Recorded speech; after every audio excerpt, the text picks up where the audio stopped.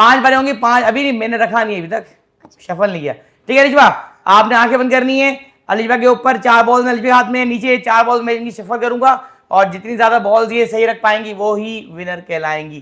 ٹھیک ہے جی, الجبا آنکھیں بند کر لی. چلیے 1.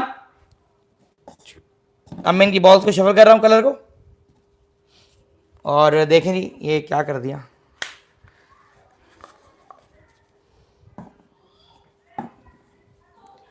چلیے الجبا آ جاؤ, اسٹارٹ.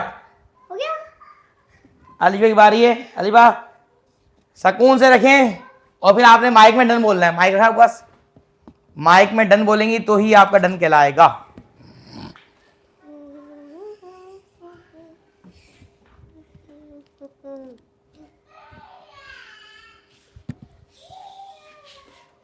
میوزک اسٹار, بتائیں الجبا کتنے صحیح رکھ پائیں گی اپنی 5 باریوں میں.